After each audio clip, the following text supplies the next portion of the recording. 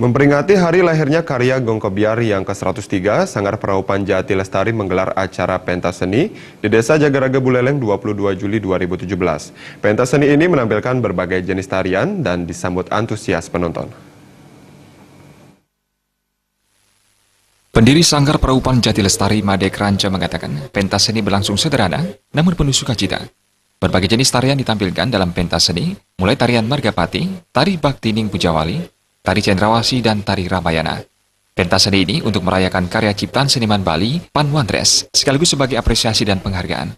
Melalui pentas seni, Madek Ranca berharap pemerintah dapat terus memberikan dukungan untuk pelestarian seni dan budaya di Jagaraga.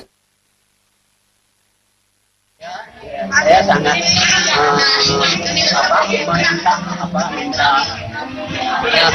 minta partisipasi atau minta kedukaan hati itulah supaya karena sangat kami ini sekali belum punya belum punya gong kebiar, itu cuma angklung pun belum ada kita masih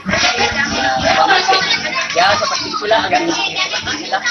Oleh karena itu saya mohon dari pemerintah kita mohon bantuannya dan harapannya untuk memajukan Sanggar saya. Sementara itu, Kepala Dinas Kebudayaan Buleleng, Putu Tastra, memberikan apresiasi positif kepada Sanggar Prahupan Jati Lestari yang telah menggelar pentas seni secara rutin. Hal ini menunjukkan bukti komitmen nyata Sanggar Prahupan Jati untuk memunculkan bakat dan talenta dalam bidang budaya dan seni.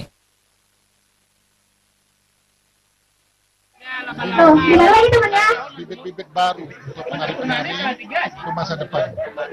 Jadi suatu pelestarian yang sangat sukses ya. Ini berhasil melahirkan bibit-bibit muda yang nantinya akan profesional. Kami dari Dinas Pariwisata sangat mendukung.